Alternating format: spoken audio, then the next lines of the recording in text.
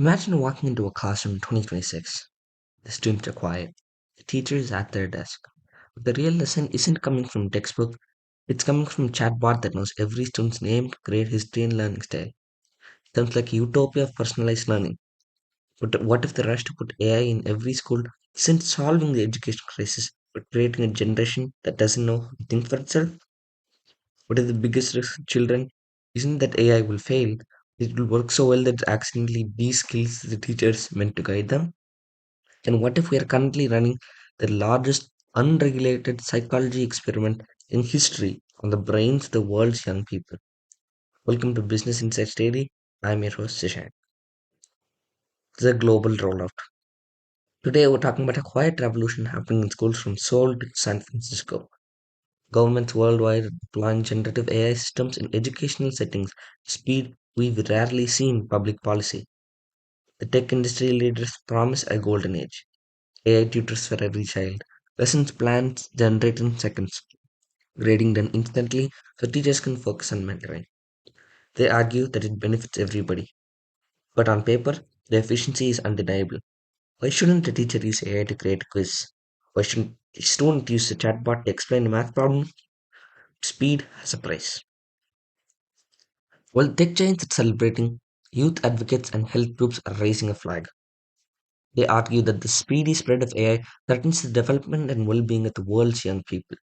One of the most striking warnings comes from Steve Waslow at UNICEF. In recent post, he wrote a sentence that should stop every parent in their tracks.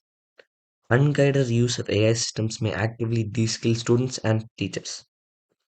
Think about what de-skilling means. It means forgetting how to write an essay because AI does the first draft. It means forgetting how to structure a lesson plan because AI suggests the curriculum. It means the cognitive muscles we use to struggle through a problem start to atrophy. We know that learning happens in the struggle. You don't learn to build a business by having someone else solve every crisis for you. You learn by hitting a wall and figuring how to climb over it.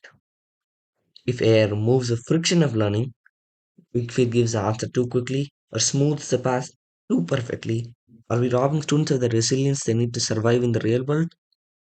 Are we raising a generation that's technically knowledgeable, but intellectually fragile?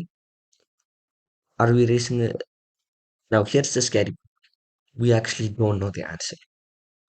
The long term effects of AI chatbots on young people are in the early stages of research. We're implementing the technology before we have the data on what it does to a developing brain.